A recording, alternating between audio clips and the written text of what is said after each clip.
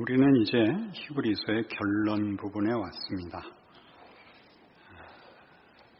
히브리서는 예수 믿고 사는 인생이 왜 고단하냐 하는 문제를 다루었지요.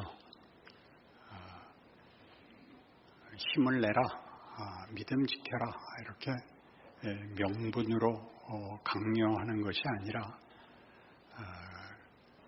예수 그리스도가 십자가를 지고 수치와 고통 속에 죽는 방법으로 하나님이 우리를 구원하셨을 뿐만 아니라 당신의 영광을 드러낸 것 같이 우리 인생의 고난이 우리를 만드는 최고의 하나님의 지혜고 권능이다. 이렇게 얘기를 하는 것이 히브리서였습니다. 그러니 모두의 군대를 가면 군대를 간다 그런 말은 이제 넌 죽었다 그런 말이었죠. 그러니까 예수를 믿는다 그러면 그때부터 행복해지는 게 아니라 넌 죽었다 그런 뜻입니다. 그 대신 명예롭습니다. 그리고 여기에서 제외되는 것은 가치도 없고 영광도 없는 존재다 이렇게 얘기하는 것이 성경인 것입니다. 우리는 쉽게 성경에서 편안한 어떤 방법, 어떤 도움, 어떤 결과를 얻으려는 기대를 갖고 들어오는 바람에 신앙생활이 이제 이도 저도 아닌 것이 됐다. 이렇게 얘기합니다. 오늘 본문에 특별히 놀랍도록 이 히브리서는 기독교인이 된 유대인들을 대상으로 하고 있으니까 그냥 지나가듯이 하는 말인데 우리는 좀 어렵죠. 10절 우리에게 제단이 있는데 장막에서 섬기는 자들은 그 제단에서 먹을 고난이 없나니 이는 죄를 위한 짐승의 피는 대제사장이 가지고 성소에 들어가고 그 육체는 영문 밖에서 불사름이라.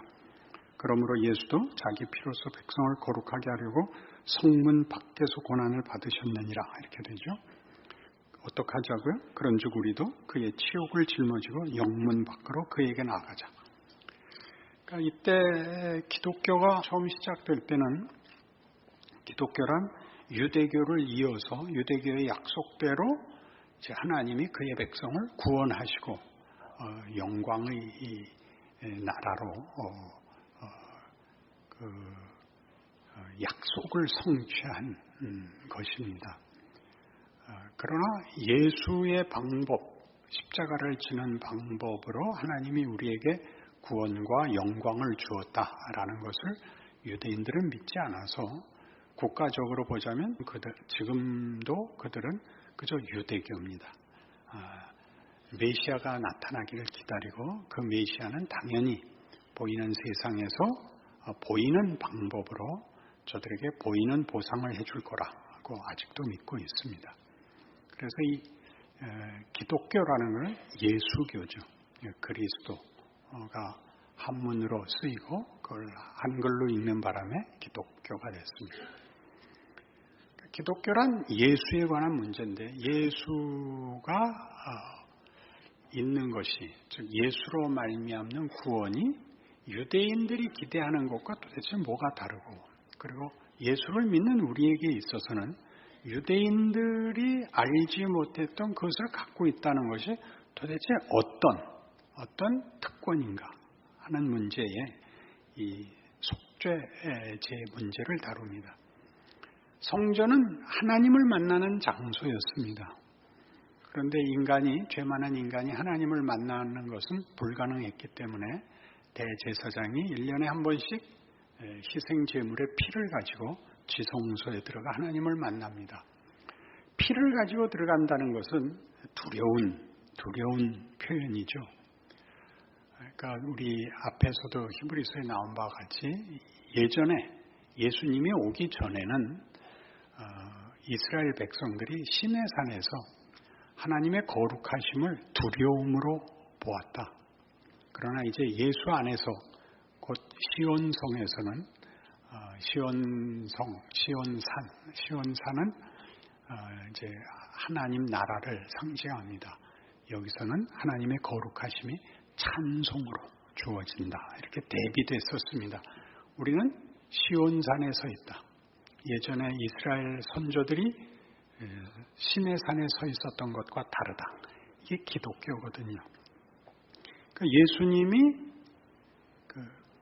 성전에서 죽지 않고 성문 밖에서 죽음으로써 성전에서 드리는 제사를 이제 종결시켰다. 그런 뜻입니다. 더 이상 여기가 제사를 지내는 또 제사를 드릴 필요가 없이 성전이 속죄가 필요 없어졌다. 이게 예수의 십자가 사건입니다. 요한복음 2장을 보면 예수님께서 예루살렘 성전에 올라가 장사꾼들을 몰아내는 장면이 나옵니다. 환전하는 장사꾼들이었는데 재물을 바쳐야 되는데 먼 여행길에 재물을 갖고 올 수 없으니까 이제 돈을 갖고 와서 재물을 사고 내서 거기 물건 파는 상인들이 성전에 많이 있었던 것입니다. 다 몰아내시면서 노끈으로 채찍을 만들어서 후려 패서 쫓아내시거든요. 그러니까 네가 성전에서 이런 일을 할 만한 무슨 권위, 무슨 증거가 있느냐. 그러자 예수님이 뜻밖의 대답을 합니다. 이 성전을 헐라 내가 사흘 만에 일으키리라. 그때 무슨 말인지 아무도 못 알아들었죠. 이 성전은 46년 동안 지은 것인데 네가 사흘 동안에 어떻게 짓는단 말이냐. 그러나 사도 요한이 거기 줄을 달아놨습니다. 그가 죽으시고 사흘 만에 부활할 그의 죽으심과 새로운 구원을 그렇게 말씀하신 것이었다. 예수로 말미암는 새로운 성전. 그런데 히브리서 내내 하는 얘기는 뭐냐면 예수님은 성전을 헌 이유가 성전에서는 두려운 하나님을 만나는 곳이고 하나님을 만나도 두려움으로 만나는 곳이고 해마다 해야 됐던 것을 예수님이 이제 한 번에 다 끝내서 이제는 두려움으로 하나님을 만날 필요가 없고 죄를 씻기 위해서 만날 필요가 없다.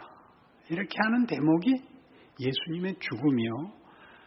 예수를 믿는다는 기독교의 가장 중요한 근본 진리입니다. 여기서 우리가 기억해야 할 것은 이제는 그러니까 죄를 씻는 문제가 싸움이 되는 것이 아니라 하나님과의 화목으로 말미암아 불러내서 올라선 새로운 세상, 새로운 사람, 새로운 운명을 어떻게 살 것이냐, 뭘 하라고 그러시냐라는 국면에 섰다고 성경은 얘기하죠. 갈라디아서 5장으로 갑시다. 308쪽쯤 있습니다. 갈라디아서 5장 16절 내가 이르노니 너희는 성령을 따라 행하라. 그리하면 육체의 욕심을 이루지 아니하리라. 육체의 소욕은 성령을 거스르고 성령은 육체를 거스르나니 이 둘이 서로 대적함으로 너희가 원하는 것을 하지 못하게 하려 함이니라. 너희가 만일 성령의 인도하시는 바가 되면 율법 아래 있지 아니하리라. 이 짧은 16절, 17절, 18절이 하는 얘기는 그 뒤에 나오는 육체의 일은 분명하니로 나열된 어떤 더럽고 죄악된 것들과 22절 이하의 성령의 열매와 대비시키는 것인데 이렇게 얘기하는 것이 아닙니다. 이 앞에 있는 거 죄의 일을 하지 말고 성령의 일을 해라 이렇게 얘기하는 게 아니고 훨씬 더 중요하게 네가 하는 일의 열매를 봐라. 네가 하는 짓의 열매를 봐라. 네가 성령을 따른다고 선언하면 성령을 따르는 게 아니라 나타나는 열매를 보면 네가 어디를 가고 있는지 알게 된다. 여기서 하는 얘기는 중요하게 조금 더 확장해서 천국은 말하자면 성령의 열매를 맺는 데입니다. 성령의 열매를 맺는다는 건 대단하죠. 우리가 육체의 일밖에 맺을 수 없었다.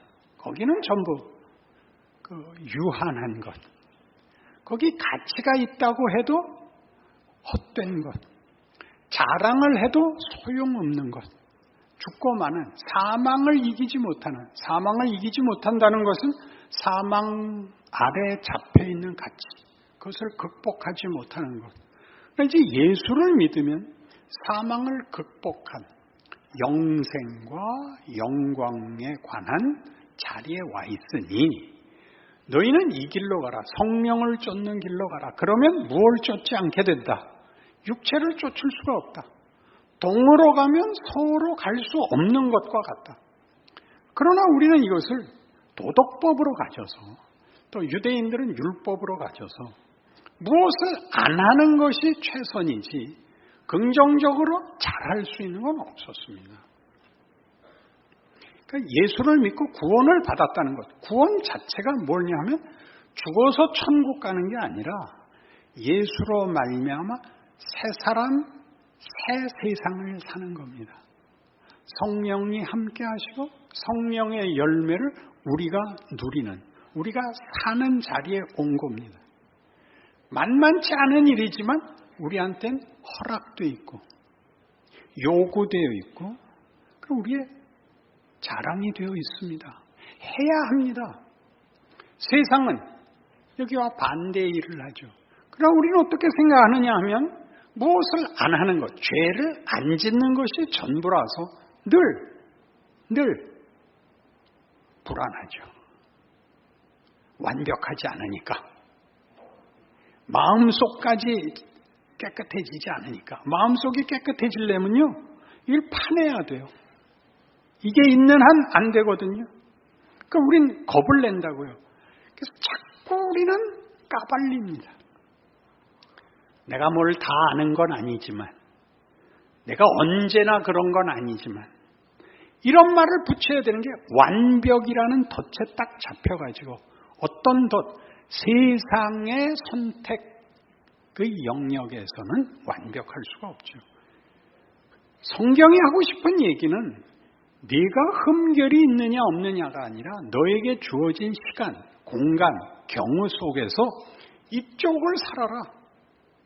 이건 너에게 허락돼 있고 할 수 있고 해야 되고 완벽의 문제가 아니라 작아도 영광이고 커도 영광인 것. 가장 쉽게 웃어야 된다고요. 웃어야 된다고요.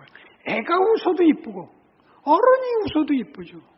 나이가 들어서 웃으면 기가 막히죠. 제가 꼭 보고 싶은데 아직 못 본 거. 클린트 이스트우드가 웃는 거. 웃어야 됩니다. 웃으면 다 이쁩니다. 여기는 완벽이라는 게 요구되지 않습니다. 여러분, 왜 그렇게 못합니까? 우리는 이 두려움으로 안심을 추구하고 있기 때문입니다. 내가 도덕적으로 완벽해야만 안심이 되는데 왜? 천국은 도덕적으로 들어가는 줄 알고 있어서 우리는 늘 세상 나가면 같은 얘기하죠. 저 사람은 예수 안 믿어도 천국 갈 사람이야. 이 손가락을 분질러 버려야 됩니다. 천국은 그런 사람이 들어가는 데가 아니라 예수님이 끌어모은 사람이 다 들어가는 겁니다. 제가 왜 있어요? 너 이 새끼 손가락. 넌 왜 있는데? 이게 왜 사실이냐고요? 여러분 중에 누가 요한복음에 나오듯이 너희 중에 죄 없는 자가 먼저 돌로 치라에 여러분 자신 있게 돌을 던질 수 있습니까? 그건 역사상 아무도 없습니다.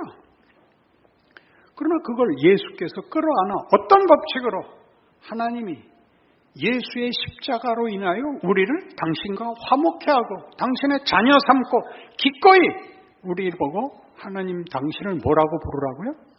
아버지라 부르라 그랬고 예수님의 이름으로 뭐든지 구하랍니다. 이게 현실입니다. 죽어서 가는 데가 아닙니다. 가지요. 완벽한 세상이 결국 주어질 것입니다. 그러나 하나님이 구원의 방법에서 성육신과 고난과 배신과 치욕을 거쳐 죽음으로 무덤에다 부활을 담았듯이 우리 모두를 요구하고 있습니다. 이 길은 손해가 아니다. 명예를 만드는 길이다. 영광을 만드는 하나님의 방법이다. 걱정 말고 따라와라. 그러는 거죠. 우리는 다 여기서 이걸 잘못하는 건 문제가 아닌데 공포 속에 들어가게 되죠. 본인이 자기 자신의 정체성과 운명에 대하여, 현실에 대하여 만족을 가지지 못하면 누구에겐가 성질을 부리게 되어 있습니다. 불안해서. 우리가 누구를 비난할 때 늘 이렇게 비난하잖아요. 내가 까칠해서 널 욕하는 게 아니라 내가 참고 참았는데 너무 볼 수가 없어서 내가 한마디 하는 거다. 너 이민 가라. 이렇게 되는 거예요. 본인이 만족하고 살면 타인의 부족함을 가지고 목숨을 걸고 싸울 이유가 없습니다. 그게 기독교인의 현실이라는 걸 놓칩니다. 도덕성의 문제가 아니라 여기 성령의 열매가 도덕적인 게 아닙니다. 이 세상에 없는 겁니다. 사랑과 희락과 화평과 오래 참음과 충성과 이런 모든 것들, 자비, 양선, 온유, 절제 이런 것들은 세상엔 없습니다. 세상은 뭡니까? 모두를 죽여야 됩니다. 그리고 자기도 죽습니다. 피투성이가 돼서 죽어야 되는 게 세상입니다. 우리가 뻔히 현실에서 보지 않습니까? 목사님, 현실 모르는 소리 마세요. 압니다. 우리한테 이 일을 강력하게 권면하는 중요한 증거가 하나 있죠. 다 죽거든요. 다 죽거든요. 죽음이 끝이 아니라 죽음이 있음으로써 우리가 치사하게 사느냐 명예롭게 사느냐의 문제에 대하여 진지하게 생각할 수밖에 없게 만듭니다. 제 나이가 돼보세요. 몇 년 안 남았거든요. 자꾸들 와서 오래 살라 그러는데 그런 말 하는 거 아닙니다. 오래 살아서 무슨 꼴 보라 그러십니까? 빨리 가야죠. 그러나 죽음이 있다는 것, 주변에서 죽음을 겪는다는 것은 우리한테 생각을 하게 하죠. 뭘 생각하죠? 우리라는 정체성에 대해서 비로소 진지하게 생각을 해야 되잖아요. 세상에서 이긴 게 아니더라. 내가 세상을 살면서 세상에서 얻은 게 하나도 없고 거기서 순전히 악독한 마음, 후회밖에 남은 게 없다. 이게 진정한 은혜인 것입니다. 하루아침에 사람이 변하는 것이 아니라 하루씩 차근차근 크는 겁니다. 우리 스스로가 깨우쳐. 하나님이 왜 이리로 부르셨는가? 왜 우리 보고 이렇게 살라고 하는가? 본문으로 돌아오시면 이렇게 살라고 하죠. 회개를 하고 마음을 씻고 죄를 없이 하는 싸움을 하지 말고 성령을 따라 살며 그래서 지금 누릴 수 있는 것을 누려라. 어떻게 해요? 14절, 15절. 그러므로 우리는 예수로 말미암아 항상 찬송의 제사를 하나님께 드리자. 이는 그 이름을 증언하는 입술의 열매니라. 오직 선을 행함과 서로 나누어 주기를 잊지 말라. 하나님은 이 같은 제사를 기뻐하시느니라. 찬송. 그러니까 먼 나라가 아니에요. 천국에 가면 드디어 할 찬송이 아니라 지금 할 수 있는 거예요. 지금 어떻게 할 수 있죠? 여기 어떻게 하라고요? 선을 행하고 나누어 주래요. 이런 건 그냥 교훈이 아니에요. 그냥 일종의 종교적 강요가 아닙니다. 이것은 대단한 명예입니다. 정말요? 시편 112편을 보시죠. 구약성경 885페이지 시편 112편 교독합시다. 할렐루야 여호와를 경외하며 그의 계명을 크게 즐거워하는 자는 복이 있도다.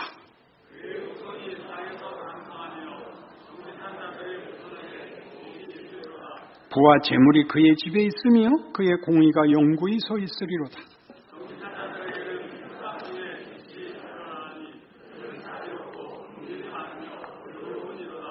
은혜를 베풀며 구워주는 자는 잘 되나니 그 일을 정의로 행하리로다.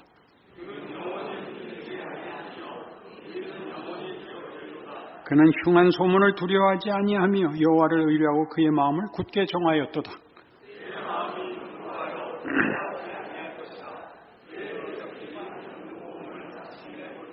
그가 재물을 흩어 빈궁한 자들에게 주었으니 그의 의가 영구히 있고 그의 뿔이 영광 중에 들리리로다.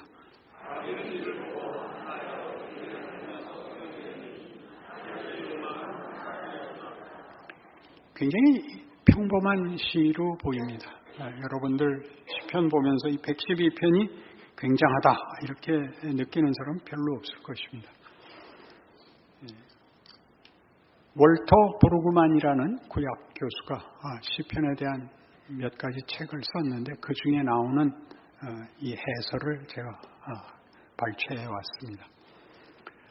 112편은 하나님의 사람, 의인의 삶을 묘사하고 있습니다. 특별히 강조되는 것이 이렇게 해야 된다고 강요하는, 교훈하는 시가 아니라 선언을 하고 있습니다. 마치 복 있는 사람은 이라고 선언을 하는 것 같이 여기 하나님의 사람은 이런 사람이란다 라고 자랑하듯이 큰 소리를 치듯이 나열되어 있습니다. 이 해설을 제가 읽죠. 행복한 사람을 만드는 이 의로움, 여기 이 사람은 정직하고 또 자비를 베풀고 꾸어주고 마음을 견고히 하고 가난한 자들을 돌아보고 악한 자들을 반대편에 서서 흔들리지 않는 사람입니다. 행복한 사람을 만드는 이 의로움은 그저 단순한 인격적 자격이나 속성이 아니다. 그보다는 의로움은 사람이 하나님으로부터 부여받은 창조 세계에 대한 다스림 속에서 서로 속에서 다른 사람들과 관계하는 방식, 즉 그가 그의 통치를 실천하는 방식을 통해 분명하게 나타난다. 이제 본문을 잘라서 설명을 합니다. 그는 은혜를 베푼다. 그는 공의를 실천한다. 그는 가난한 자들을 돌본다. 이런 것들이 이 의로움입니다. 이것은 지금 얘기하는 것 같이 본인이 마음속 깊이 어떤 자긍심이나 만족감이 있다 이런 것이 아니라 넘치는 자인 거죠. 여러분의 그 완벽함은 이렇게 넘쳐나지 않습니다.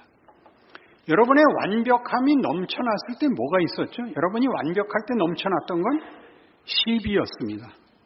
세상은 그렇지 않습니까? 그러니까 시비가 넘쳐난다는 건 아까 본 갈라디아서 5장식으로 얘기하면 그게 어디 서 있는 겁니까? 육체의 길에 서 있습니까? 성령의 길에 서 있습니까? 육체의 길에 서 있는 거죠. 오르면 옆 사람에게 유익이 돼야 되는데 오르면 무섭단 말이에요. 그 교회에 와서도 왜 얼굴을 굳히고 있어야 되느냐? 시비에 안 걸리려고요. 그건 다 본인의 가난함을, 그래서 본인이 가진 불만과 원통함을 시비를 거는 거죠. 그러니까 나타난다니까요. 제대로 된 신앙을 가지게 되면 일단 자비로워지고 따뜻해지고 옆 사람에게 관심을 가지는 법입니다. 저는 어려운 시절에 신앙생활을 한 거죠. 우리 어렸을 때는 훨씬 더 한국적 그 명분이 강한 때여서 명분이라는 것은 그저 하나의 공포였습니다. 꾸중 듣느라고 바빴습니다. 학교 가도 교회 와도. 교회에서는 왜 그랬나 모르겠어요. 교회인데. 그러니까 교회의 제일 중요한 특징은 교회에는 공포가 없어야 됩니다. 여러분 자신에게 공포가 없어야 됩니다. 세상에는 공포가 있지만 공포를 이기는 유일한 방법은 사랑입니다. 사랑을 받아야 됩니다. 그리고 사랑을 해야 됩니다. 그게 기독교입니다. 우린 그리 부름을 받아서 예수 안에 있는 하나님의 사랑으로 은혜와 소망을 갖고 있는데 우리가 못 누리고 있죠. 잘하는 중이라서 그럴 겁니다. 그러나 여기서 지금 얘기하는 대로 분명하게 하셔야 됩니다. 어디서부터 나온다고요? 모든 행함은 존재가 그래야 됩니다. 넉넉하게 받아야 됩니다. 조금 더 보죠. 선함은 어떤 상태나 혹은 풍요나 혹은 존재적인 상황이 아니라 사회적인 관계 속에서 이루어지는 일련의 행위들이다. 덕은 사회적인 관계들, 명확하게는 경제 정의적인 분배와 관련이 있다. 은혜를 베푸는 것이 신앙의 삶 속에서 기쁨을 만들어낸다. 경제 정의라는 게 뭐죠? 있는 사람이 살아. 그거예요. 있는 사람이 살아. 뭐 돈 줄 필요 없습니다. 밥값은 내야 돼. 근데 제일 답답한 게 뻔히 내야 될 사람이 구두끈 매는 겁니다.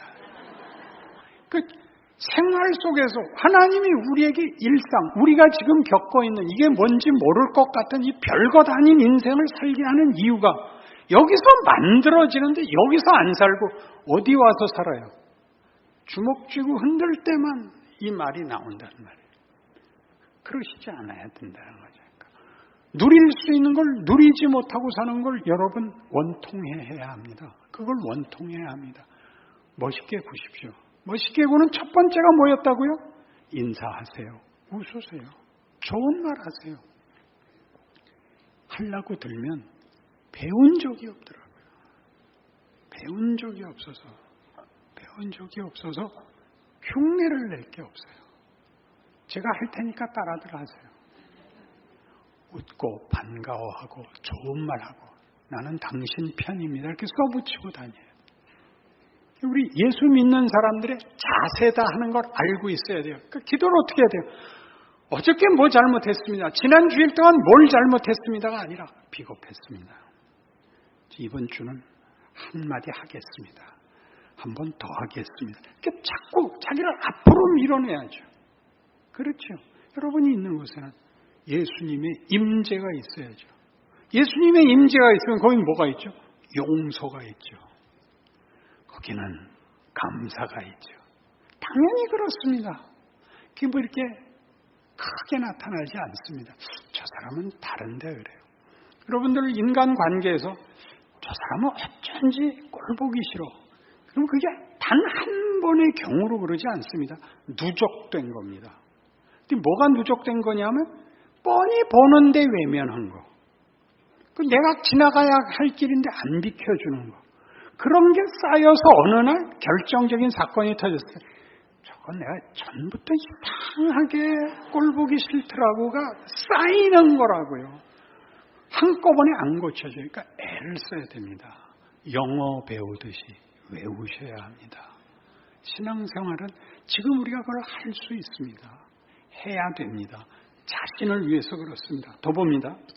시편 112편 10절이 그 결론이 이렇게 나서 당황스럽죠. 악인은 이를 보고 한탄하여 이를 갈면서 소멸되리니 악인들의 욕망은 사라지리로다.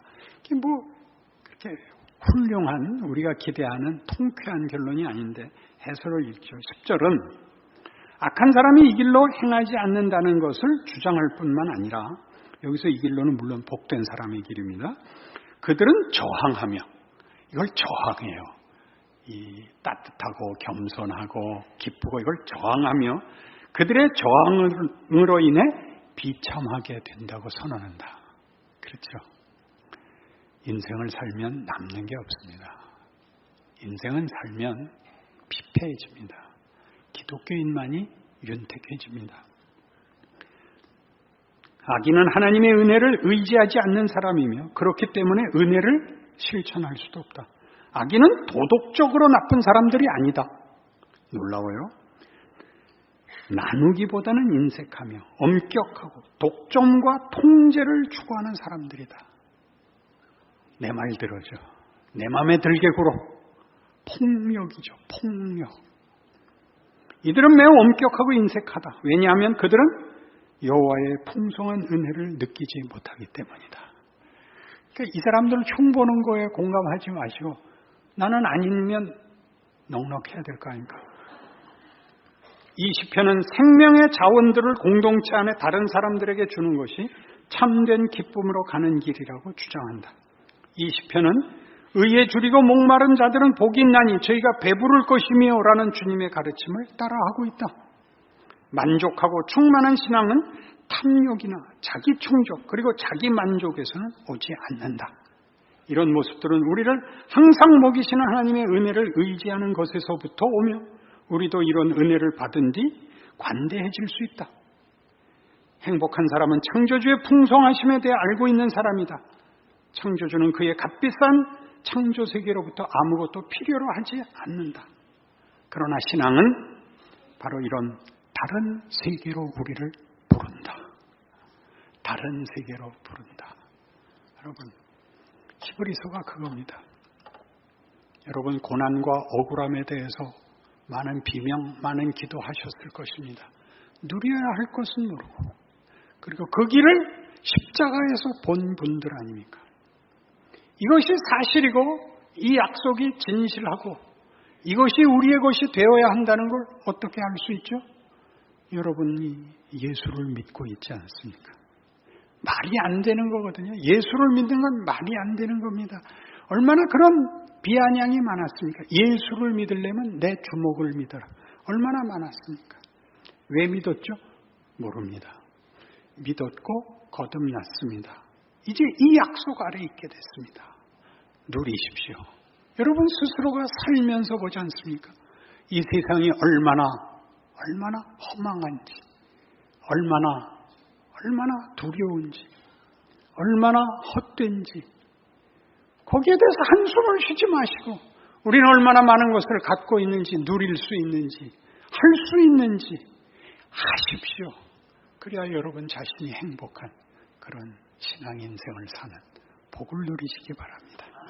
기도하십시다. 하나님 아버지, 우리를 복되게 하셨고 하나님의 자녀라는 신분과 운명을 주셨으니 세상에 지지 않겠습니다. 스스로의 명예와 책임을 지켜 가슴을 펴고 하나님의 자녀로 우뚝 서겠습니다. 하나님의 권능과 지혜와 용서와 부르시는 은혜를 모두와 나누는 복된 인생이 되게 하여 주시옵소서. 지금은 우리 주 예수 그리스도의 은혜와 하나님 아버지의 극진하신 사랑과 성령 하나님의 교통하심이 여기 주의 자녀로 부름받아 마음 가득 하나님의 약속을 품고 자기로 돌아가는 심령들 위해 영원토록 함께 있을지어다. 아멘. 사도 바울은 초대교회에서 예수 그리스도가 누구인가? 하나님이 예수 그리스도로 인하여 어떻게 새로운 세상을, 역사를, 운명을 만들었는가를 이제 전하는 사도가 되었습니다.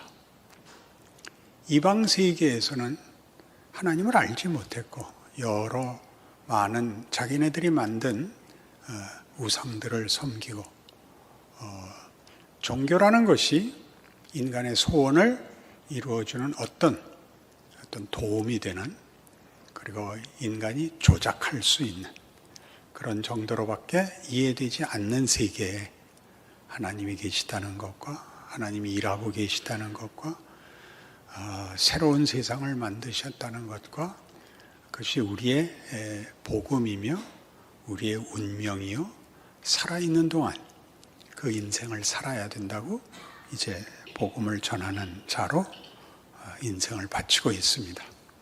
그러나 뜻밖의 늘 좋은 반응과 보상을 받은 것이 아니라 고린도 전후서 전체에도 나타났듯이 그들은 바울을 맹비난하기도 했습니다. 그 비난의 근거는 네가 전하는 신과 복음과 권능과 운명이라는 커다란 선포들이 어찌 신의 사자가 된 너 하나 변변하게 보상해 주지 않는가 하는 것이 크나큰 질문의 근거였고, 또 한 걸음 더 나가서는 그들은 온전히 기독교를 이해하는데 여전히 장애를 갖고 있었습니다. 그들은 종교라는 것이 한 개인의 도덕적 우월성 혹은 영적 우월성 혹은 신이라는 이름으로 남들과 다른 어떤 우월함을 증명하는 것으로 자주 오해하곤 했습니다.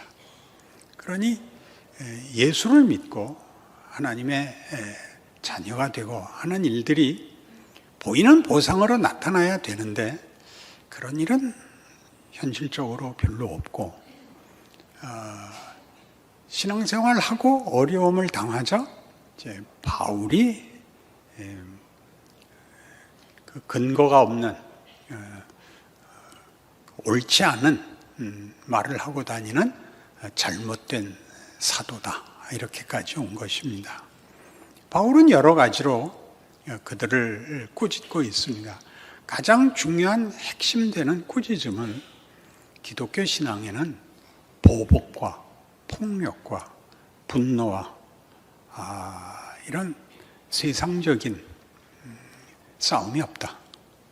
기독교는 모든 것을 받아준다. 우리 5장에서 했던 말씀대로 하면 우리는 화목해야 하는 부탁을 받았다. 하나님이 죄 지은 세상과 화목하시고 우리의 운명을 그분의 자비와 긍휼 가운데 거두시고 우리의 인생을 그 사랑을 받는 자로서 넉넉한 인생을 살라고 그렇게 부탁하셨다. 그리고 너희가 맞는지 틀리는지는 기독교 신앙이 추구하는 그 초점, 그 본질과 비교해 보면 자명해질 것이다. 이것이 사도 바울의 답변이었습니다.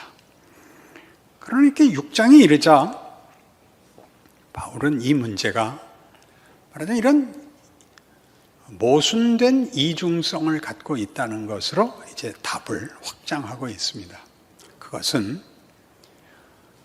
보상을 바라거나 이해관계를 넘어선 헌신, 믿음, 사랑으로 내가 일하고 있고 내가 진정성을 가지고 일한 것을 보상받지 못하는 그 모순 속에서 내가 일하고 있다는 것을 생각해 보라.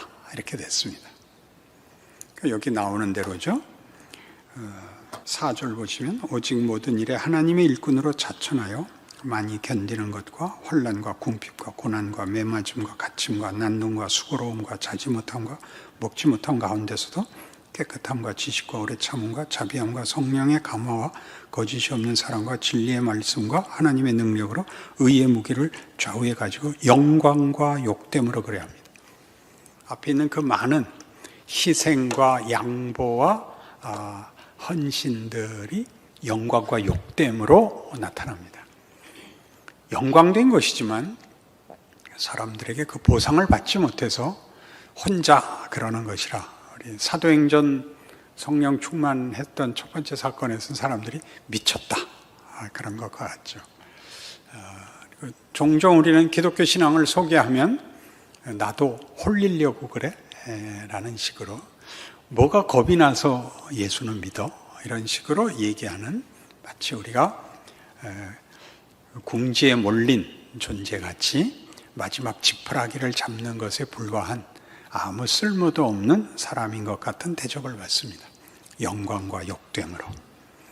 이런 선언 속에는 말하자면 사도 바울이 고린도 교회에 또 이방의 사도가 되어 그의 생애 전체에 걸쳐서 전해야 했던 복음의 내용이 그때의 시대상 속에서 세계관, 인간의 정체성, 하나님의 존재와 운명이라는 것을 설명하는데 전부 초점이 모여 있는 것을 보게 됩니다. 하나님이 계시다는 것도 모르고 예수가 약속된 선지자라는 것도 모르고 하나님 자신이 오신 것이라는 말도 못 알아듣는 세계에서 복음을 전하고 설명해야 됐던 것.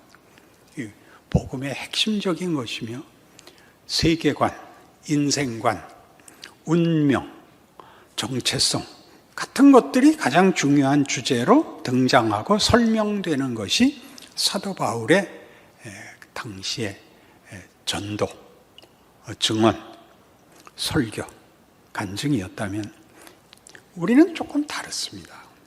이 설교를 놓고 오늘 제 위치와 여러분의 지금의 환경을 보면 이렇게 얘기할 수 있습니다. 우리는 어쨌든 한국교회가 순교와 부흥의 시대를 겪은 역사를 가지고 있습니다. 하나님이 누구냐? 예수가 누구냐? 죽으면 어떻게 되느냐? 예수님이 오셔서 십자가를 진 것이 무엇이냐에 대해서는 어쨌든 넘어온 그 다음에 얘기해 와 있죠.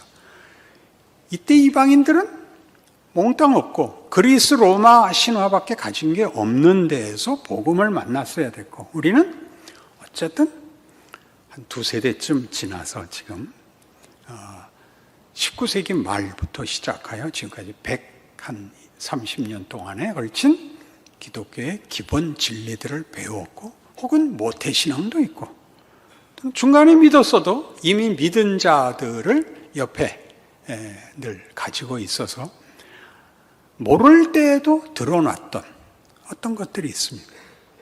그래서 지금에 와서는 기독교를 어떻게 이해해야 하느냐 하는 것이, 이런 사도 바울이 고린도 교회 앞에 자기가 설명하려고 했던 가장 중요한 주제들을 이런 큰 틀에서 가장 중요한 주춧돌로서 설명을 하고 있다면, 우리는 하나 더 와서 영광과 욕됨이 그 당시에 하나님에 대한 이해가 부족한 시대에서 신의 사자이며 그 신을 섬기는 자로서, 그 신이 진정한 신이라면 그를 믿는 자들에게 보상을 해줘야 된다라는 시대를 지나온, 그러니까 우리가 목숨을 걸고 순교도 했고 우리가 기대치 않았던 부흥도 맛본 시대로서, 오늘날 이상하게 부흥의 그 다음 끝자락이 이상한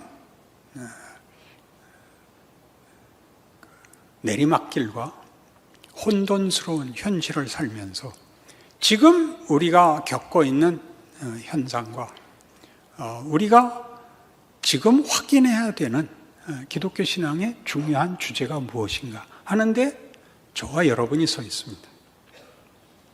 저는 부흥시대를 살았지만 부흥시대 때 했던 비전이나 꿈이나 부흥에 대해서는 얘기하지 않았고, 저는 특별한 질문을 갖고 있었죠. 그 질문이란 다른 게 아니라, 결국 은혜로 구원을 얻고 죽으면 천국에 가야 할 이 구원이, 복음이 왜 이 답이 안 나오는 현실을 살아야 되는가? 이게 저한테 숙제거리였습니다. 우리 교회는 다 그것 때문에 온 거 아닌가요? 제가 인물이 잘나서 왔다 그러면 그건 말이 안 맞지 않습니까? 그럼 하나님이 그런 사람 목사로 세우지도 않았죠. 무슨 로커드슨을 세운 것도 아니고 남궁원 씨를 세우지도 않고, 옛날 사진 보니까 말도 안 되더라고요. 저기 장로실에 옛날 80년대 말 사진, 장로 장립 사진 있는데 나는 누군지 모르겠더라고요. 설명을 안 들으면 저 사람은 누군가? 마이크 고치러 올라온 사람, 뭐 이렇게 그때는 상상이 될 정도였습니다. 왜 하나님은 나를 세워서 이 어려운, 이 모두가 공통적으로 궁금해하는 얘기 아닌 얘기를 갖고 35년을 싸우고 있는가 하는 것입니다. 하나님은 우리를 구원하고 천국으로 데려가지 않고 하나님의 자녀라는 이름으로 현실을 살게 하는데 봐주질 않습니다. 여기가 이제 제일 중요한 고난은 뭔가? 예수를 믿으면 어떤 보상을 받는 것인가? 여기가 저한테 숙제거리가 된 것입니다. 고난이 없으려면 틀리지 않아야 된다. 죄 짓지 않고 늘 믿음의 승리를 해야 된다. 이렇게 잘 배웠는데 그 믿음의 승리가 잘 안 되더라고요. 몰라서 안 되는 게 아니라 하고 싶은데 안 되더라고요. 그래서 가장 중요한 질문이, 아브라함의 믿음은 좋은데 난 왜 안 되나? 아브라함은 왜 됐고 난 안 되냐? 이렇게 이제 질문이 들어가서 아브라함도 못했더라고요. 하나님이 이제 아브라함으로부터 시작을 해서 아브라함의 생애에 걸쳐서 하나님이 시작한 믿음이 어떻게 결실하는가를 보여주는 게 아브라함의 생애이지 남과 달라서 부름받는 게 아닙니다. 이제 하나님의 열심이라는 책으로 나온 하나님이 일하신다. 우리가 일하는 데에 대하여 보상하시는 하나님, 구경하시는 하나님이 아니고, 하나님은 심사위원이 아니고 하나님이 일하신다. 예수님 오신 사건만 해도 그렇죠. 우리가 아직 죄인 되었을 때 그리스도께서 우리를 위하여 오심으로 하나님께서 우리에 대한 자기의 사랑을 확증하셨느니라. 우리가 요청하지 않았을 때, 몰랐을 때, 필요도 알지 못했을 때 하나님이 예수를 보내십니다. 먼저 일하십니다. 은혜는 언제나 결과이죠. 조건이 아니고. 그래서 현실이라는 것이 무엇인가를 이해를 해야 되는데, 이 살아내야 할 믿음에 확신도 있고 소원도 있고 잘하고 싶은데 잘 되지 않는 인생을 겪게 하는 그 고난에, 그 불만에, 그 원망의 시간들은 도대체 왜 필요한가 해서 우선적으로 제가 이 답을 찾아내는데 필요했던 것은 명분을 넘어서야 된다는 것이었습니다. 명분이란 뭐냐면 정답을 아는 것이 자기 실력이 아닙니다. 그 정답을 살아내야 하는 겁니다.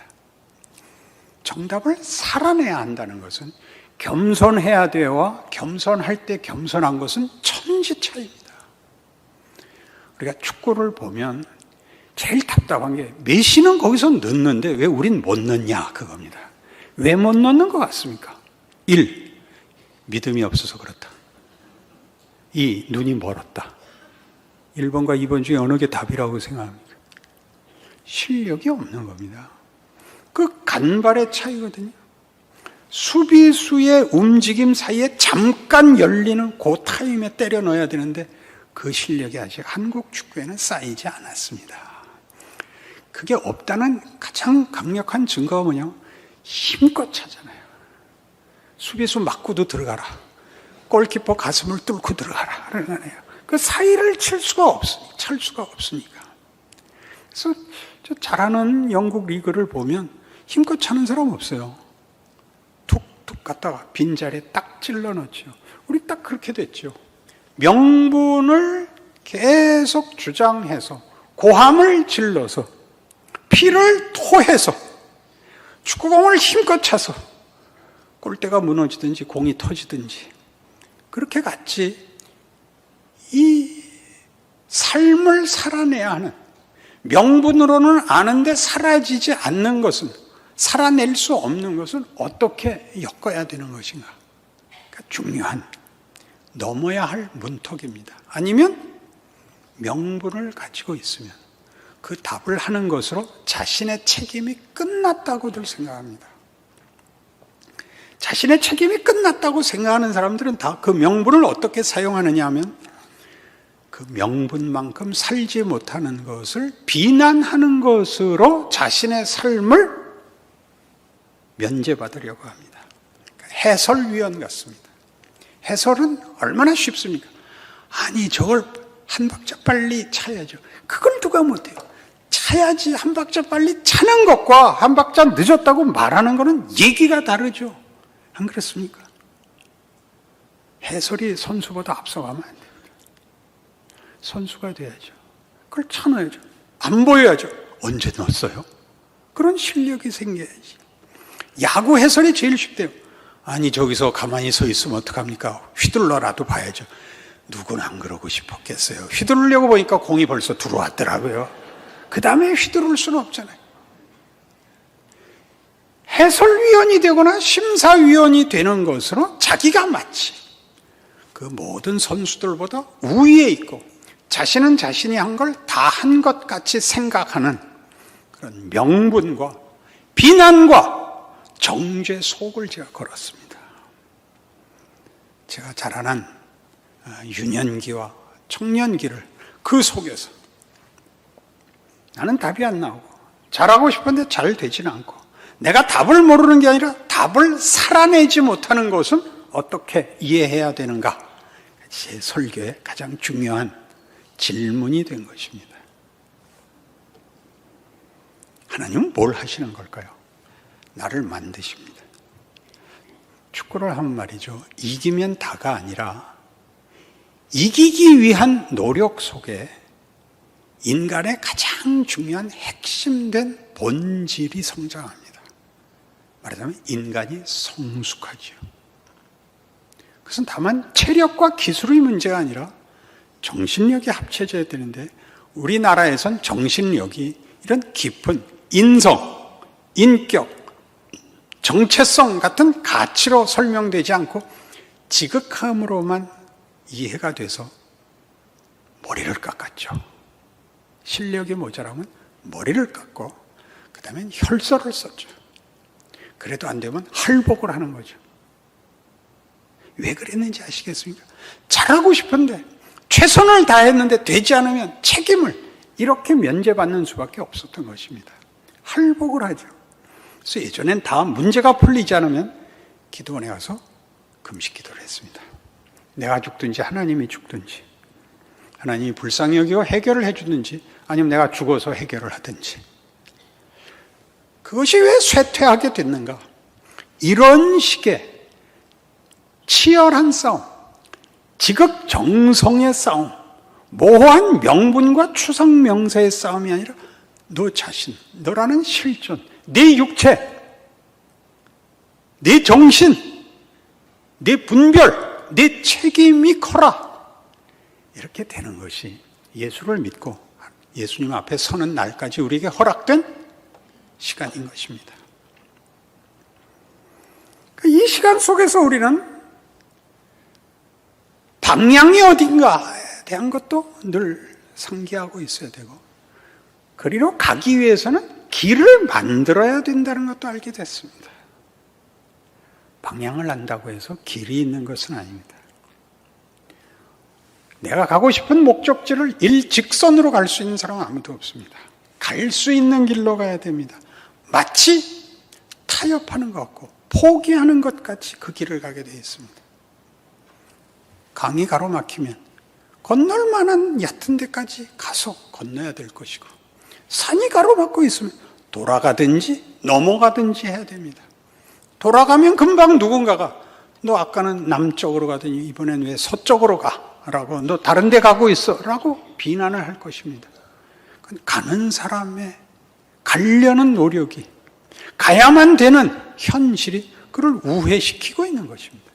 그러나 우리는 이 직선, 이 진심, 이것 때문에 우리도 안 가고 다른 사람도 못 가게 했습니다. 이 산을 뚫고 가! 이 산 앞에 무릎 꿇고 40일 금식 기도를 하면 터널이 생길 거야. 그래서 다 시체만 쌓이고 터널은 안 뚫렸습니다. 근데 다 그쯤에서 한국교회가 어떤 의미에서 타협을 하고 있는 것 같았습니다. 그리고 어디로 샜냐 하면, 샜다 그러면 좀 죄송한 표현이지만 선교하고 전도하느라고 정신이 없어서 원래 주제를 놓치고 한국교회가 130년의 역사를 잇는 기독교 신앙 이해와 현실적 훈련이라는 데로 가지 않고 그 다른, 특별히 선교의 열매들로 인해서 잠시 망각한 것으로 보입니다. 이건 이것대로 가치 있는 일이었지만 어쨌든 한국교회는 앞으로 나가는 일에는 별로 진전이 없어 보입니다. 그래서 아마 제가 악을 쓰는 것 같습니다. 중간중간 험한 말을 쓰는 가장 큰 이유는 칼로 비워내기 위해서 그랬습니다. 사도 바울이 지금 승질 부리는 거거든요. 내가 이 모든 역설을, 모순을, 오해를 뚫고 너희에게 헌신 봉사하고 내 책임을 다하고 있는 게 너희 눈에는 안 보이냐? 사실 이런 본문입니다. 오늘 본문이. 그러니까 이게 미쳤나? 성질은 부리고 지랄이야. 이렇게 되죠, 자꾸. 원래 뭘로 본문이, 주제가, 질문이 뭔지 서로 못 알아보고 있는 거죠. 그러니까 여러분들은 저를 알아볼 거라고 생각을 합니다. 수요일에도 나왔고, 그러니까 여러분이 잘 이해를 해야 됩니다. 현실이 뭔가? 현실은 하나님의 사람으로 사는 일에 대하여 그것을 가지 못하게 위협하고 유혹하고 뒤로 미루는 핑계를 대는 일에서의, 그 시험에서의 하나님 편들기, 하나님의 사람으로 믿음을 지키는 싸움입니다. 거의 평생 동안 승리보다 실패가 많습니다. 재미있는 것은 실패가 일을 한다는 사실입니다. 여기가 가장 중요합니다. 실패, 성공이 그 사건 하나에 달려있는 게 아니라 그 실패가 나로 하여금 다시는 이 문제에 실패하지 않겠다를 만드는 게 하나님의 자녀들이 현실을 살면서 배우는, 하나님이 일하시는 가장 큰 동행입니다. 성공해서 망하는 경우가 더 많습니다. 성공을 하면 더 깊은 생각을 안 하게 됩니다. 실패했을 때 더 많은 생각을 하는데 실패가 성공보다 낫다는 얘기는 어불성설입니다. 그러나 이렇게 생각을 하십시오. 하나님이 일을 하시면 실패를 가지고도 일을 할 수 있는데 실패해서 하는 일이 내용상 더 깊을 수 있다. 그건 십자가입니다. 말 그대로 십자가는 절망, 끝장, 끝이죠. 그게 거기에다가 부활을 담습니다. 다른 어떤 것도 아니고 무슨 정성, 무슨 여러분 아는 모든 무슨 단어를 갖다 대십시오. 무슨 대의, 무슨 사랑, 여기다가 부활을 담는 게 아니라 죽음에다 담습니다. 이것보다 더 놀라운 증언은 없습니다. 예수님이 우리를 위해 죽는다는 말을 여러분 정말 현실로 이해하십니까?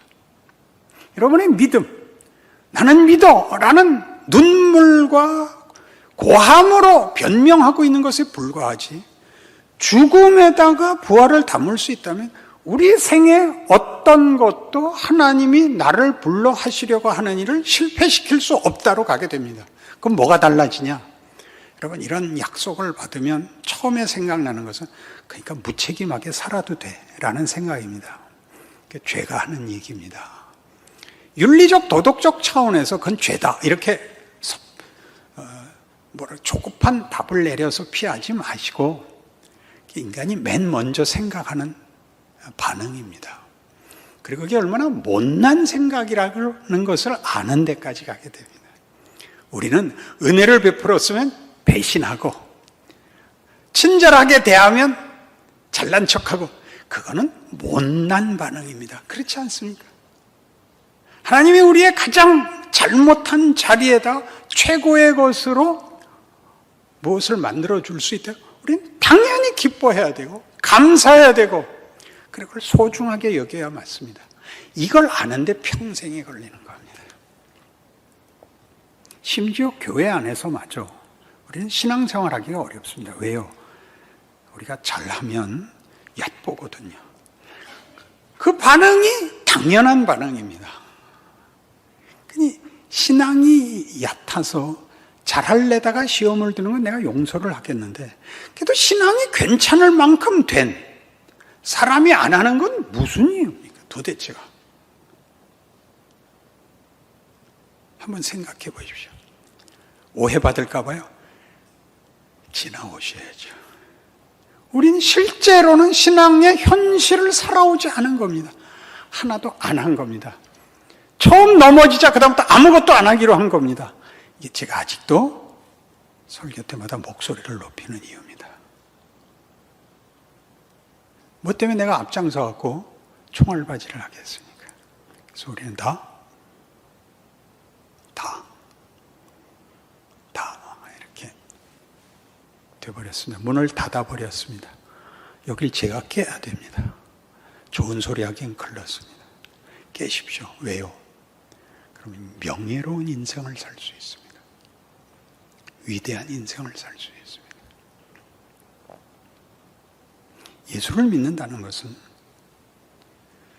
우리라는 존재가 어떤 존재인지를 아는 것이고 우리 존재와 정체성의 가치 그리고 우리가 살아내야 되는 책임인 것 같지만 기회인 우리의 인생이 예수님의 성육신일 수 있다는 걸 알게 됩니다. 예수님은 자기를 죽일 자들을 고쳐주고 자기를 배신할 자들을 제자로 삼는 것입니다. 우린 결과적으로 알지만 예수님은 앞에 알고 그들을 불러 모아 그들로 인하여 당신을 증언케 하시는데 어디서 반전이 일어나죠? 그 모든 배신, 그 모든 보복, 그 모든 못남에다가 영광을 담으실 수 있다고 얘기합니다. 그럼 이제라도 그렇게 사십시오. 제가 제 시대에 하나님의 부름을 받아 하나님 앞에 받은 제 사명이며 질문이며 도전이며 여러분이 저를 만나 살아내야 할 여러분 각각의 명예로운 인생입니다. 다른 걸로 핑계 대지 마십시오. 가장 많이 일어나는 것, 누구를 비난하여 자신을 확인하는 것은 제발 하지 마십시오. 그건 치사한 겁니다. 누가 어떻게 못났고 누가 어떻게 흠이 있는가를 밝혀냄으로써 마치 자기는 그 위에 서 있는 것 같이 얘기하는 건 안 됩니다. 기독교는 그런 데가 아닙니다. 바울이 그렇게 얘기하는 겁니다. 그는 영광으로 그리고 욕됨으로 그가 한 모든 일에 은혜를 받는 자는 그의 사역을 영광으로, 그렇지 않은 자들에게는 저 미친놈으로, 사기꾼으로 그걸 다 감수하고 살고 있습니다. 왜요? 본인이 가는 길이 예수가 걸으신 길인 걸 알고 있기 때문입니다. 그것은 하나님의 권능과 지혜와 참으로 두 번 다시 할 수 없는 그의 생애에 허락된 기적인 줄 알기 때문입니다. 그 인생을 살아내는 여러분 되어주십시오. 기도하십시다. 하나님 아버지, 우리를 구원하시고 주의 이름을 허락하신 그 권능과 명예와 기회와 책임과 자랑을 알게 하사 하나님, 이 시대 앞에 예수를 믿는다는 게 무엇인지 보여줄 수 있는 우리 자신이 되게 하옵소서. 우리 기막힌 인생이 그게 고난도 아니고 원망할 것도 아니고 비극도 아니고 그것이 어떻게 하나님의 임재인지 아는 큰 기쁨이 오늘 이 저녁 우리 교회 위에 있게 하여 주옵소서. 예수님 이름으로 기도합니다. 아멘. 우리 기독교 신앙의 핵심이 되는 주인공은 예수입니다. 예수는 우리의 구원을 위하여 이 땅에 오신, 육신을 입으셨고 생애를 사셨고 십자가에 죽으시고 부활하신 예수 그리스도입니다. 기독교가 말하는 구원이 이런 우리의 예상과 달리 복잡한 또는 우리로서는 선뜻 납득이 되지 않는 방법을 택한 이유는 무엇일까요? 그리고 예수를 믿고 난 후에도 신앙생활이 우리의 기대와 다른 것은 무슨 이유일까요? 이것은 히브리서의 가장 중요한 주제가 됩니다. 귀신을 쫓아내시고 죽은 자를 살리시며 바다를 잠잠케 하시고 죽은 자 가운데서 부활하시는 예수께서 그의 백성들을 왜 박해와 고난 속에 놔두시는지, 여기에 대한 답을 히브리서가 우리에게 제시하고 있습니다. 구원이란 물론 우리가 금방 이해할 수 있는 여러 가지 예상되는 답을 갖고 있는 것이 사실입니다. 눈물이 없는 곳, 고난이 없는 곳, 죽음이 없는 곳, 천국으로의 부름, 우리라는 존재의 기쁨과 자랑과 감사가 되는 그런 자리로의 부름, 이런 것들이 구원입니다. 그러나 우리가 기대하는 이 구원은 보다 여러 가지 문제를 풀어야 되는 간단하지 않은, 단순하지 않은 깊이와 무게를 가지고 있습니다. 베드로의 고백, 마태복음 16장에 나오는 예수님의 이 질문, 너희는 나를 누구라 하느냐? 라고 할 때 베드로가 한 이 고백, 주는 그리스도시요 살아계신 하나님의 아들이십니다 라는 이 고백은 그리스도의 신성을 말합니까? 그리스도의 인성을 말합니까? 맨 앞에 앉은 반장 대답해 보십시오. 신성을 말합니다. 네, 그렇습니다.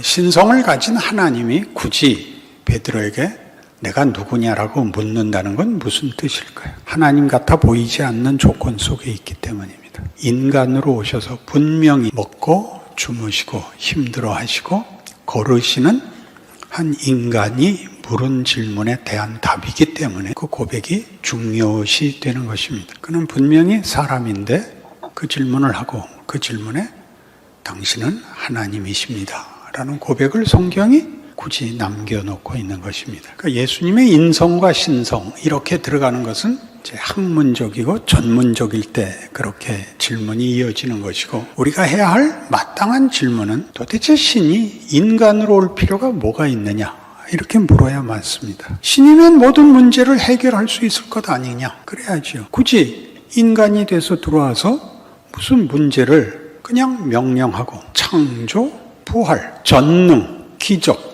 얼마든지 하실 수 있는 신이 과하게 인간이 돼서 들어오셔서 구원을 얘기하고 복음을 얘기한다는 것은 어찌 보면 불필요한 얘기가 되지 않겠습니까? 이렇게 성경은 우리에게 질문하고 도전하는 것입니다. 왜 죽음을 이긴 모든 권세를 가진 신이 우리를 불렀는데 아직도 고난이 있어야 되고 아직도 비명이 있어야 되는가? 이렇게 묻고 있고 성경은 이미 그 답을 다 했다. 그런데 우리가 못 알아듣고 있는 셈인 것입니다. 하나님께서 인간을 찾아오시고 인간에게 구원을 베푸셔야 했던 중요한 이유를 로마서 3장에서 이렇게 얘기합니다. 한번 찾아가시죠. 로마서 3장 23절에는 인간이 죄인이 되었기 때문에 구원이 필요하다라고 얘기하는데 여러 번 인용했으니까 이제 기억하실 겁니다. 모든 사람이 죄를 범하였음에 하나님의 영광에 이르지 못했다. 이게 죄입니다. 하나님이 우리에게 목적한 뜻을 둔 창조의 자리, 영광의 자리에 가지 못했다. 죄를 지어서. 여기서 죄라는 건 영광에 미흡한 것을 얘기하지 도덕성을 중요한 핵심으로 짚는 게 아닙니다. 도덕성은 하나의 증상일 뿐 핵심은 도덕이 아니고 영광입니다. 도덕을 비켜가는 것이 아니라 도덕을 넘어가죠. 도덕은 소극적이고 부정적인 기준이고 영광은 도덕이 이룰 수 없는 더 높은 목적지입니다. 이 영광이 이르지 못한 인간들의 현실이 어떠했느냐를 1장 28절에서는 이렇게 얘기합니다. 로마서 1장 28절 또한 그들이 마음에 하나님 두기를 싫어하며 하나님께서 그들을 그 상실한 마음대로 내버려 두사 합당하지 못한 일을 하게 하셨으니 곧 모든 불의, 추악, 탐욕, 악의가 가득한 자요 시기, 살인, 분쟁, 사기, 악독이 가득한 자요 수군수군하는 자요 비방하는 자요 하나님께서 미워하는 자요 능욕하는 자요 교만한 자요 자랑하는 자요 악을 도모하는 자요 부모를 거역하는 자요 우매한 자요 배악하는 자요 무정한 자요 무자비한 자라. 그들이 이 같은 일을 행하는 자는 사형에 해당한다고 하나님께서 정하심을 알고도 자기들만 행할 뿐 아니라 또한 그런 일을 행하는 자들을 옳다 하느니라. 그러니까 인류 역사를 통해서 인간들이 자신의 어떤 정체, 실체를 드러난 것은 다 이런 영광에 미흡한, 영광과 상당한 거리를 둔 최악의 내용들 뿐이었다라고 얘기합니다. 그 마지막에 32절에 있는 것 같이 우리 모두가 지금도 사용하고 있는 말, 너 그렇게 살면 안 돼. 너 양보하면 안 돼. 너 진심을 들키면 안 돼. 너 악착같이 살아야 돼. 지지 마. 이것은 아직도 유효한 우리의 현실입니다. 예수 믿는 건 예수 믿는 거고 사는 건 다른 거예요. 이거는 여러분들이 여러분 자녀에게 매일 하는 말입니다. 이것은 여전히 현실입니다. 우리가 신앙이라는 이름으로 우리의 안심을 확보하지도 못하고 이 세상을 살아가는 자세로도 미흡하다는 걸 알아서 아직도 인류가 역사 내내 저질렀던 영광에 미흡했던 현실을 아직 옹호하고 있습니다. 3장에 가면 이 문제가 이런 식으로 또 9절 그러면 어떠하냐 우리는 나으냐 결코 아니라 유대인이나 헬라인이나 다 죄 아래 있다고 우리가 이미 선언하였느니라. 기록된 바 의인은 없나니 하나도 없으며 깨닫는 자도 없고 하나님을 찾는 자도 없고 다 치우쳐 함께 무익하게 되고 선을 행하는 자는 없나니 하나도 없도다. 그들의 목구멍은 열린 무덤이요 그 혀로는 속임을 일삼으며 그 입술에는 독사의 독이 있고 그 입에는 저주와 악독이 가득하고 그 발은 피 흘리는데 빠른지라. 파멸과 고생이 그 길에 있어 평강의 일을 알지 못하였고 그들의 눈앞에 하나님을 두려워함이 없느니라. 하나님을 떠나 죄 가운데 빠진 인생의 현실입니다. 기독교가 하나님이라는 이름을 내세워서 자기네들의 종교적 주장을 보편적 진리인 양 얘기한다. 그렇게 하는 건 아무래도 좋습니다. 그러나 이 진단은 정확합니다. 우리 중에 의인은 없고 우리는 악밖에 선택의 여지가 없는 존재인 것은 인문학이 내린 결론이기도 합니다. 인문학이란 인류의 정체와 가치와 운명을 연구하는 학문이죠. 문사철 이니셜을 모은 문학, 역사, 철학의 주제이고 그리고 답을 만들어낸 그 답이 공포였던 인류에 대한 객관적 그리고 모든 역사의 증언을 통한 답입니다. 그것이 공포인 이유는 인간은 인간이 항복할 만한 명예와 가치를 만들어낼 수 없다라는 사실을 답으로 확인한 것이죠. 꿈을 가지고 기대를 가지고 이상을 가진다고 해서 할 수 있지 않더라, 못하더라 이겁니다. 우리가 좀 더 깊은 인간의 가치를 추구하는 일에 문학이나 철학이나 몸부림을 치고 있지만 철학과 문학의 근본은, 철학과 문학을 성립시키는 근본은 역사라고 합니다. 역사란 뭐냐? 진실이죠. 진실. 역사까지 거슬러 올라갈 거 없이 여러분, 현실이 그렇습니다. 인생의 진실이 뭐냐? 우리는 꿈을 갖고 있으나 꿈을 이룰 실력이 없다는 사실입니다. 진돗개는 명견인 이유가 말을 할 줄 안다, 이렇게 신문에 났다면 여러분들이 진돗개같이 웃을 것입니다. 그건 할 수 없는 일입니다. 세파트도 못했고 도베르만도 못했고 콜리도 못했습니다. 그건 인간만이 할 수 있는 것이고, 그들의 말이 있다, 말이 있는 게 아니라 어떤 신호가 있는 것 같습니다. 말을 하지 못하며 사색하지 못합니다. 우리는 사색하고 말을 하나, 우리는 말하자면 인간의 영광을 만들어내는 일에 실패합니다. 그러니까 인간이 인간의 가치와 영광을 만들어내기 위하여 인간에게 요구되는 본문, 즉 영광과 이상을 실체화해야 되는 것이 뭐냐 여러분? 인간이라는 존재가 그의 인생에 걸쳐서 본문을 만들어내야 됩니다. 이 본문이라는 말을 하려고 이렇게 길게 했습니다. 그러니 아까 우리 서두에 질문한 것처럼 하나님이 우리에게 구원을 베풀고 우리에게 호의를 갖고 있다면 신적 능력을 발휘하면 되는 것이지, 구차하게 인간이 되어서 쫓아 들어올 필요가 뭐가 있느냐 하는 것이죠. 아주 쉽게 인간을 심판하고 쓸어버리고 새로 만들면 되지 않느냐. 이게 제일 쉽습니다. 그렇게 하지 않고 어디에 쫓아 들어오냐면, 우리가 그에게 간절히 구하고 영광을 구하고 좀 더 가치 있는 인물이 되겠다고 결심을 해서 오는 게 아니라, 이렇게 의인은 없고 하나도 없고 하나님을 찾는 자도 없고 자기가 행하는 일이 잘못인 줄 알면서 그것밖에는 결론을 내지 못하는 그때에 하나님은 육신이 되어 이 땅에 오시는 겁니다. 성육신, 하나님이 구원을 베풀기 위하여 행하신 방법은 하나님이 이 수치와 실패와 절망과 더러움 속에서 다만 사망이라는 운명을 기다려야 하는 처지에 동일한 조건 속에 인간으로 들어오심으로 이 구원을 이루어냈다고 합니다. 가장 먼저 기억해야 할 것은, 하나님은 그 창조 세계에 대해서 창조주로서의 책임을 이토록 진지하게 수행하십니다. 성육신은 하나님의 본문이 됩니다. 어떤 본문?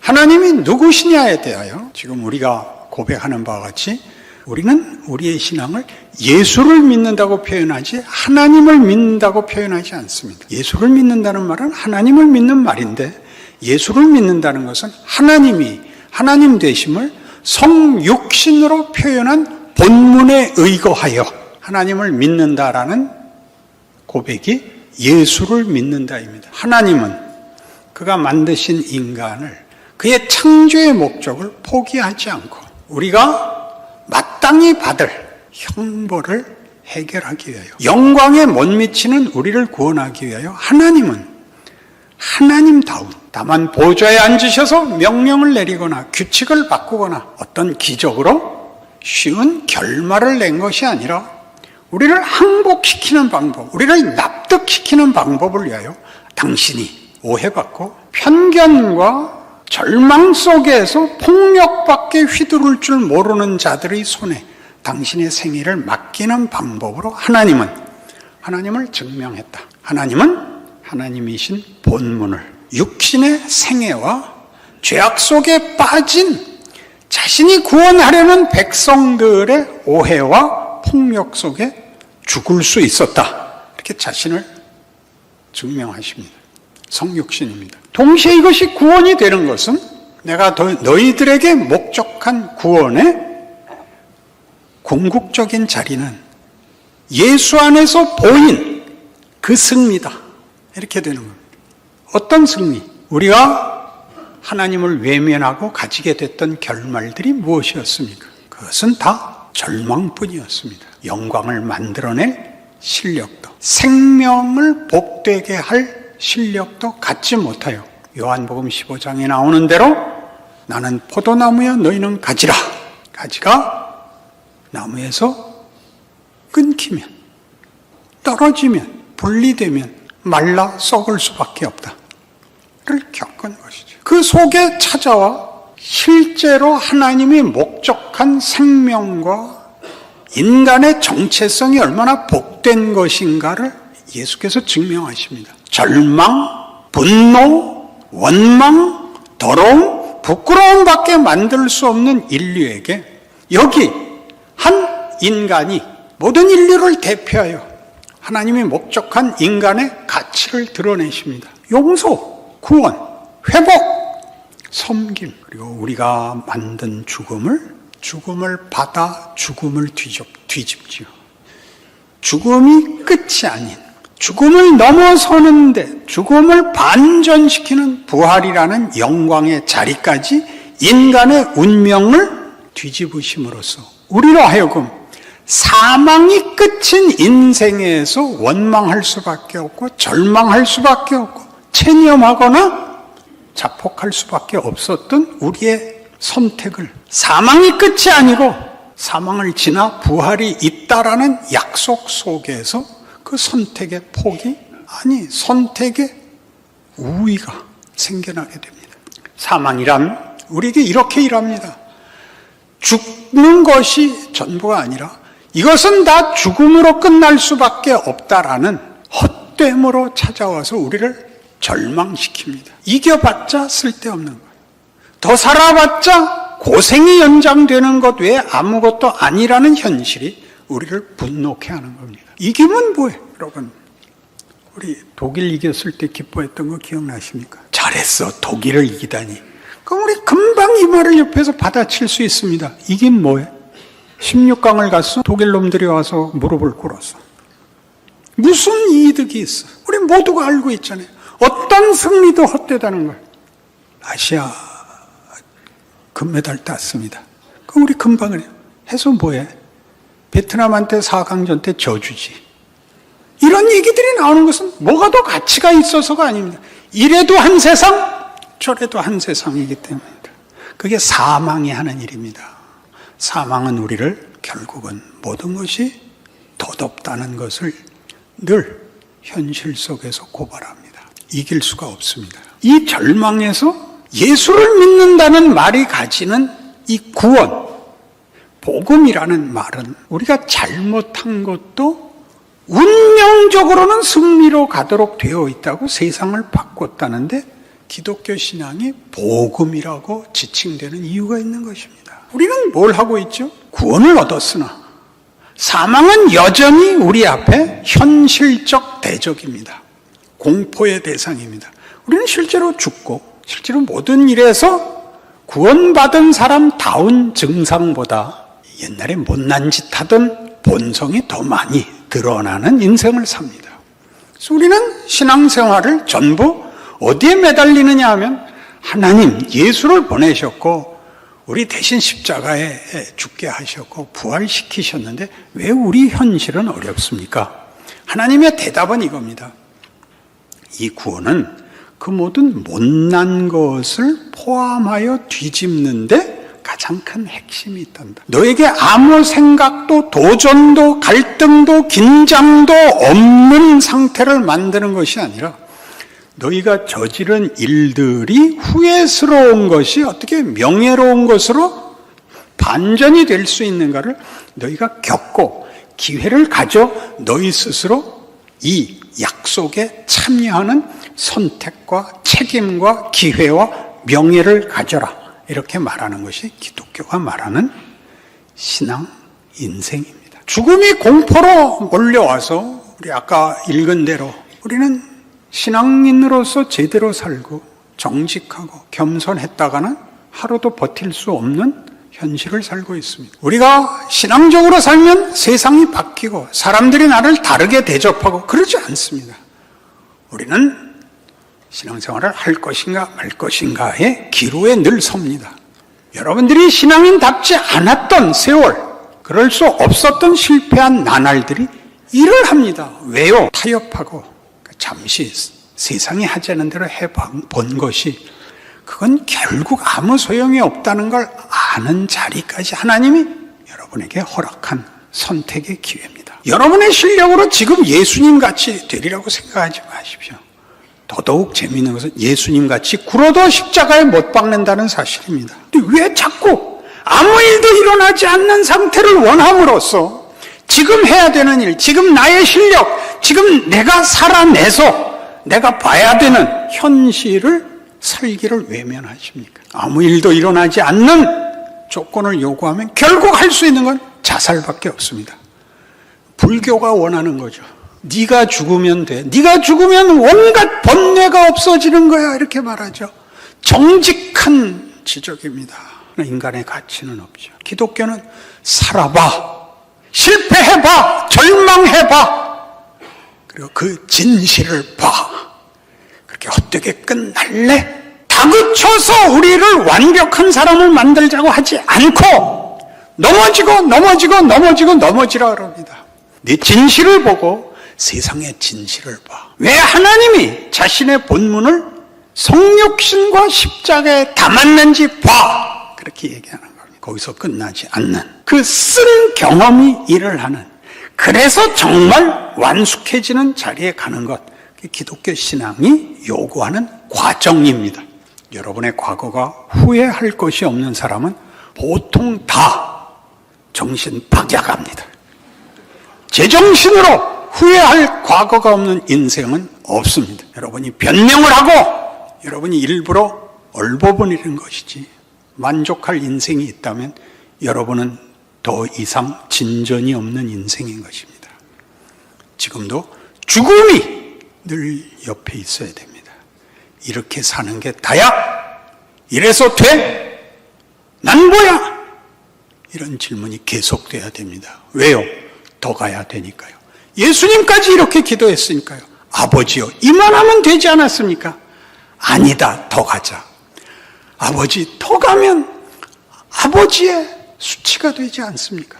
이것이 겟세마네 기도입니다. 신이 인간의 손에 죽어야 하는 것은 아버지의 영광의 그림자가 덮이는 것 아닙니까? 괜찮다. 이게 겟세마네 기도요, 십자가입니다. 그러니 여러분은 여러분의 인생에 일어나는 어떤 불만, 원망, 분노가 뭐라고 생각하십니까? 여러분에게 작용해야죠. 하나님은 당신을 뭘로 증명했다고요? 인생에 들어오심으로 하나님의 본문을 삼으셨습니다. 나는 이런 하나님이다. 여러분은 어떻게 되죠? 거기 들어와서 만들어낸 부활, 영광, 섬기는 영광, 용서하는 영광, 감사하는 영광. 맞아, 이것이 인간의 정체성이어야 해 라는 자리에 가야 되는 것입니다. 얼마나 여러분이 그럴듯한 위대한 일을 했고 업적을 남겼는가는 묻지 않습니다. 그게 아니라 위대한 자리에 가야 되는 것입니다. 많은 눈물과 후회를 건너 이 자리, 세상은 결국 우리 보고 쓸데없어지라고 말하는 것이고, 하나님은 우리 보고 아무리 다 망쳐도 좋으니까 네가 완성이 되는 길을 가라고 얘기합니다. 탕자의 비유아님, 내 몫을 주십시오. 아버지 품을 떠나 재산 다 탕진하고 돌아오는 거죠. 뭘 알고 오죠? 아버지가 누구인가라는 거죠. 자기가 누구인가라는 거죠. 이 아버지 밑에서 아들이라는 것이 얼마나 귀한가를 알죠. 뭐라고 느꼈다고요? 아들이라는 이름을 감당할 수 없습니다. 군의 하나로 보옵소서.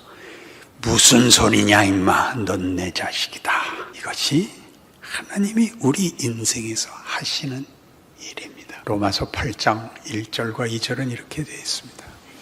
그러므로 그리스도 예수 안에 있는 자에게는 결코 정죄함이 없나니 이는 생명의 성령의 법이 죄와 사망의 법에서 너희를 해방하였습니다. 기도하십시다. 하나님 아버지, 믿음이 부족하고 실패하는 인생이 뭐가 자랑스럽겠습니까? 그러나 하나님은 건너뛰어서 대강 그리고 쉽게 결론을 내는 것 거부하셨습니다. 너희는 내 자녀고 내 영광에 참여할 귀한 존재들이다. 너희의 마음, 너희의 영혼, 너희의 정체는 내가 만족하기까지 타협할 수 없다. 그래서 이 고난이 생겼습니다. 귀한 기회입니다. 우리의 눈물과 한탄은 헛되지 않을 것입니다. 그러니 믿음을 가지고 힘내서 오늘을 살게 하옵소서. 우리의 실패를 감수하게 하옵소서. 그래서 위대해진다고 힘을 내게 하옵소서. 예수님 이름으로 기도합니다.